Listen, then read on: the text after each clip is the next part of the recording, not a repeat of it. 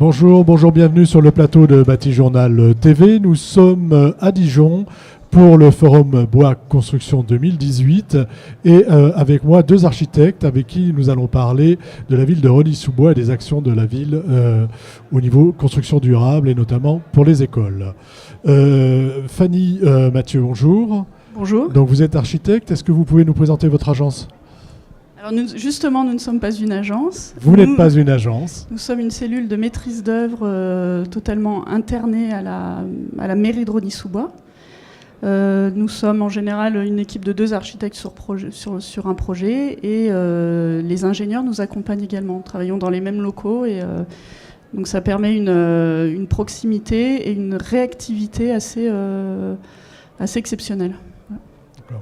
À côté de vous, monsieur Emmanuel Pézerez, bonjour. Bonjour. Vous êtes directeur de recherche et innovation territoriale à la ville de Rosny-sous-Bois, mais vous êtes aussi architecte. Qu'est-ce que c'est la direction de l'innovation territoriale dans la ville ? Alors, la direction de la recherche et innovation territoriale, c'est une direction qui a pour but de mettre en œuvre quelque chose de très simple et de très essentiel quand on travaille dans le service public, qui est la mise en œuvre d'un écosystème qui soit plus favorable et si on ne peut pas faire ça, au moins sa conservation. Donc ça s'applique à tous les secteurs, mais particulièrement au secteur de la construction, parce que c'est là où la commune investit le plus en matière d'école notamment. Voilà, donc on va parler de l'école des Boutours. Mais avant de parler de l'école des Boutours, je voudrais avoir un peu la philosophie de la ville en la matière, de construction durable. Et comment, quand vous abordez un projet d'école, de construction d'école, qu'est-ce que vous tenez à mettre en place ? Qu'est-ce que vous mettez en place ? Alors comme je le disais, comme service public, notre première philosophie, c'est la conservation du bien commun. À partir de là, on essaye de voir comment, en construisant, on essaye de moins impacter possiblement tout ce qui est écosystème. Et c'est à partir de là qu'on fait appel à des architectes et à des ingénieurs avec cette mission, en regardant quelles sont les ressources techniques, culturelles, matérielles, qui nous permettent de ne pas aller vers la prédation de cet environnement. Donc concrètement, comment ça se passe ? Si on parle du bois, par exemple, le bois, vous allez le chercher quelque part, il vient de la forêt. Comment vous organisez cet écosystème autour du bois ? Alors déjà, on choisit le bois parce que c'est un matériau solaire, c'est un matériau qui est créé par le soleil via la photosynthèse, donc qui se détourne des énergies fossiles. Et on choisit un bois qui est le plus proche de ce qu'on peut appeler notre bassin de production et d'emploi. De très belles forêts en région parisienne. Oui, dont on cherche à exploiter le maximum, ce qui nous conduit aussi à avoir des techniques particulières qu'on pourra développer. Mais au moins, on essaye de rester sur le territoire français en matière d'approvisionnement. Vous vous intéressez à la ressource, en fait, D'abord, puisque la forêt est un écosystème extrêmement riche et extrêmement important.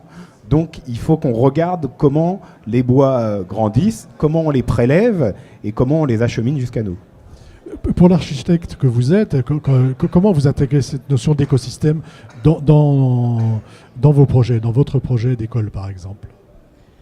Nous, on a travaillé surtout sur les énergies, l'ensoleillement, donner des qualités optimales à l'espace, déjà, en introduisant au maximum la lumière naturelle. Alors, je vais expliquer déjà la genèse du projet. On s'est installé dans une halle de marché qui existait. Donc, on a conservé la charpente, les fondations, tout ce qui était possible d'être conservé, nous l'avons gardé. C'est-à-dire que dans une démarche bas carbone, peut-être déjà, vous conservez l'existant. On conserve l'existant. On profite au maximum des atouts en termes d'espace. Donc, c'est un bâtiment assez épais. Qui nous a permis de sortir des espaces de récréation très importants, un immense préau, des circulations. Donc ça génère aussi une vie scolaire particulière parce que ça permet des activités assez riches. La toiture est également, la couverture est en bois avec des verrières modulaires et un apport de lumière très important. Le bois nous a permis aussi de faire des habillages pour les tours avant, tours de ventilation naturelle. Et voilà, ça nous a donné une souplesse et aussi ça nous a permis de rentrer dans nos délais qui étaient très, très courts pour la livraison du bâtiment, puisqu'on a eu 1 année d'études et 1 année de chantier. D'accord, donc le bois vraiment important et il s'inscrit dans l'écosystème de l'école en fait. Voilà, tout à fait. Comment vous avez reçu ce projet? Enfin, je sais que vous avez travaillé ensemble, hein, mais comment vous êtes allé plus loin, on va dire, hein, parce qu'on va quand même plus loin dans ce projet que ce qu'on a l'habitude de voir. Oui, complètement, parce que le bois est une ressource précieuse, donc il faut l'utiliser là où il est le plus pertinent. C'est pour cela que, par exemple, on a introduit de la paille porteuse en se disant, pour les planchers, on a forcément besoin de bois, mais est-ce qu'on a besoin de bois dans les montants de la paille? Pas forcément. On peut avoir l'isolant qui se porte lui-même. Et on pense qu'en essayant de valoriser le bois dans ce qu'il a de meilleur, on va réussir à conserver des écosystèmes qui pourraient subir une pression assez forte au regard d'un développement et d'une appétence pour le bois. Ça, c'est la première chose. L'autre chose, c'est donc une ressource essentielle pour nous qu'on cherche à préserver par la technique et une compensation écosystémique. C'est-à-dire qu'on s'est lancé aussi dans un projet de recherche d'une forêt qu'on appelle une forêt jardinée œuvrable. C'est-à-dire qu'on se dit qu'il faut qu'on ait un écosystème forestier, qu'il soit utile tout au long de sa croissance, donc il faut qu'il soit nourricier, et en même temps qu'il soit œuvrable. Voilà, donc on a fait une petite expérience assez éloignée de Rosny-sous-Bois dans la Drôme pour savoir si c'était possible, et on est en train d'en tirer les conclusions. Et quelles sont ces conclusions ? Les conclusions, c'est que... En primeur, en exclusivité. Oui, en primeur, c'est que quand on fait pousser ce bois qu'on veut pas dédié expressément à la construction, mais aussi un bois qui apporte à l'écosystème, qui apporte à l'écosystème social aussi, puisque on a tout autour de ça des gens qui viennent apprendre. On a un bois qui peut pousser un peu de travers, voilà. Donc on n'aura pas forcément des sections directement utilisables comme ça. Donc on se dit, le prochain coup, il faut qu'on utilise de la petite section. Voilà. Donc on va plutôt chercher à adapter nos modes constructifs à l'écosystème plutôt que l'inverse. Est-ce que c'est déjà quelque chose que vous avez pratiqué ici ? Moi, je pense à ces murs porteurs paille, c'est ça, hein, comment ça s'intègre dans la construction ? Enfin, comment vous avez intégré ces murs paille ? Parce que c'est la première fois que j'entends parler de murs paille porteurs, en fait. Architecturalement, ces murs paille ont été employés pour les salles de repos, en particulier. Donc, parce que la paille, la paille porteuse... disons, les murs en paille porteuse doivent être ouverts avec parcimonie. Enfin, il faut faire attention quand même. Et c'est une salle où on a besoin d'un peu moins de lumière, d'un peu moins d'ouverture. Donc c'était assez adapté au programme. Adapté au lieu, c'est-à-dire un lieu où on n'a pas trop besoin d'avoir de la lumière naturelle qui pénètre. Donc, parce que qu'est-ce qui fait ? C'est difficile de prévoir un linteau, le fait. Qu'est-ce qui fait la particularité du mur en paille porteuse ? Donc, sa première particularité, c'est que c'est innovant. Donc on se trouve dans des mécanismes de descente de charge qu'on ne maîtrise pas forcément.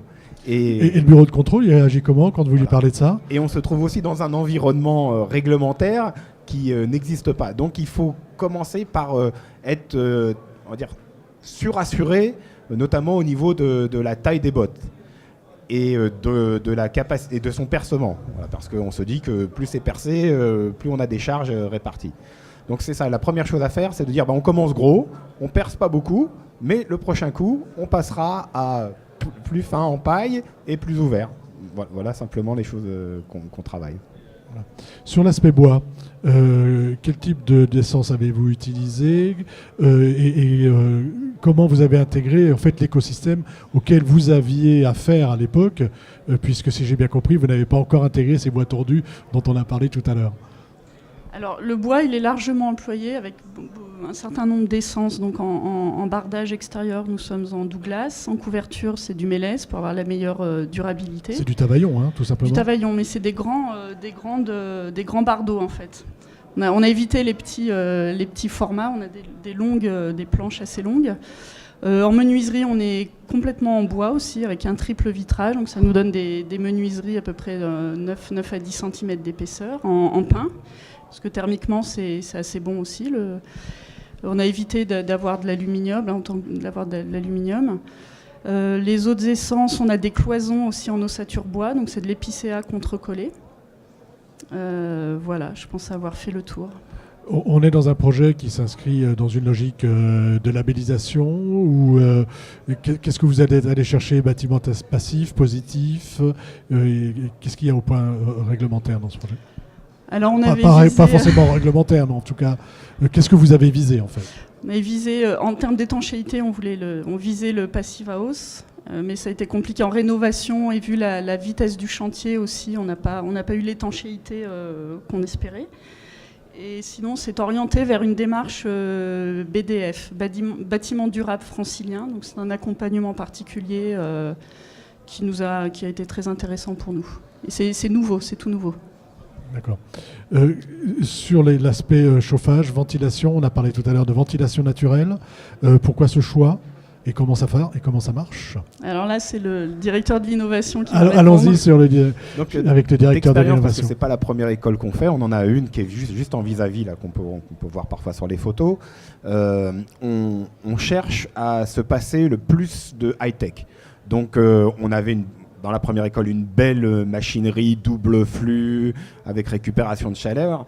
Mais tout ça induit deux choses. Un, c'est qu'on va chercher beaucoup de matériaux très loin, notamment tout ce qui est des terres rares qu'on met dans les cartes électroniques. Et ces cartes électroniques, on ne les fabrique pas nous-mêmes. Donc on ne maîtrise pas du tout l'apport et la capacité qu'on a à changer ces cartes électroniques. On a eu des exemples malheureux en exploitation, parce que la particularité, c'est qu'une fois qu'on a livré le bâtiment... Voilà, vous l'exploitez. Et on l'exploite. Donc on s'est dit que attendre de ne pas avoir de chauffage pendant 2 mois dans un bâtiment parce qu'on n'a pas la carte électronique, c'était pas très résilient. Et ça, c'est un autre axe qu'on recherche aussi, c'est la résilience. Alors on s'est dit, il faut simplement, éviter d'utiliser des terres rares, et 2, être capable d'avoir quelque chose de très low-tech qu'on peut réparer avec un tournevis. Donc on a supprimé les machines dans la ventilation, mais on a voulu quand même récupérer la chaleur. Donc on est allé vers de la récupération de chaleur sur un système de ventilation naturelle par convection simple, ce qui nous a donné une forme architecturale que l'architecte a traduit. Voilà, avec vos cheminées en fait. Hein. Voilà. Alors cheminée, c'était le premier terme qu'on avait utilisé. Je ne devrais pas l'utiliser. Et c'était pas très... auprès des élus, c'était pas très vendeur, on va dire. Parce que la cheminée, c'était pas... En plus, il n'y a pas de fumée qui sort. Il fallait surtout pas qu'il y ait l'idée qu'une fumée puisse sortir. Donc on a appelé ça les tours avant. Voilà. Les tours avant. C'est compliqué de vendre ça aux élus en toute... Alors nous, on vend rien, puisque... Vendre, voilà. Quand je dis vendre, c'est-à-dire leur... J'entends. Voilà, comment un projet comme ça, j'imagine que les élus de Rosny-sous-Bois, si vous existez, s'il existe de l'innovation, sont attentifs à ce genre de choses-là, mais comment on leur présente les choses? Parce que simplement la ventilation naturelle, c'est pas quelque chose d'évident encore aujourd'hui. Les élus sont attentifs aux deniers publics. Quand on leur explique qu'on va économiser notamment du temps et de l'argent en entretien de ces machines coûteuses, ça leur paraît logique d'aller vers quelque chose de beaucoup plus simple. Donc notamment les tours avant, qui est un terme qu'on n'a pas inventé, on a juste repris l'histoire. Oui, c'est une tour avant, voilà. pour éviter l'effet cheminée. Voilà.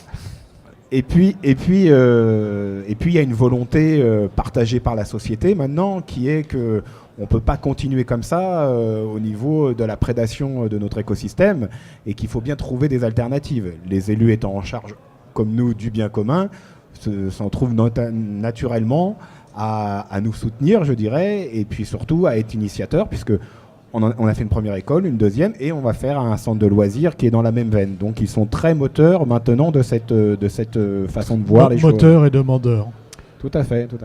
Je ne sais pas si vous avez eu un retour des usagers, on va dire des écoliers, des instituteurs et des institutrices qui travaillent dans cette école. Quel est leur retour? Comment ils se sentent dans cette école de bois? Alors, ça, c'est plus compliqué. Je pense qu'au niveau de l'espace et du programme, ils évoluent très bien dans l'école. Ils s'en sont très bien saisis. Au niveau du confort, il y a toujours des réclamations, des choses qui ne vont pas, d'autant que ça tombe tout de suite dans une organisation de travail qui nous échappe. Donc le ressenti des usagers est à prendre avec précaution, parce qu'il faut faire la part des choses entre ce qui est dit, ce qui est... Voilà. Par exemple. Mais, oui. Alors, moi, ayant un peu plus d'antériorité sur la construction de ce genre de bâtiment, je peux dire qu'on est dans l'année de réglage. On a livré en septembre 2017 et on a toujours ce genre de problème. Si on revient un peu plus en arrière, on a livré une première école en 2014 sur lequel on avait ces problèmes de réglage. Mais quand il s'est agi, par exemple, de faire face à la canicule qu'on a eue au mois de juin, la première canicule ou la période caniculaire en temps scolaire, en période scolaire, eh ben, les usagers se sont trouvés très heureux d'avoir que 22 dans les classes, alors qu'il faisait 32 voire 34 dehors. Donc, de toute manière, il y a un problème de réglage, peut-être d'habitude pour vivre dans ce type de bâtiment. Exactement. Il y a une adaptation culturelle qui n'est pas des moindres à essayer d'initier en même temps qu'on construit le bâtiment. Mais les usagers, et notamment les professeurs, on les a que le jour de la rentrée. Donc, la plupart du temps. Donc, il y a cette année de réglage qu'il faut absolument travailler au mieux. Oui. Merci beaucoup d'être venu sur le plateau de Batijournal TV. Une vidéo, donc une émission à retrouver sur notre site Batijournal TV et sur les sites de nos partenaires, le Forum Bois Construction bien sûr, et France Bois Forêt, franceboisforêt.fr. Merci beaucoup. Merci à vous.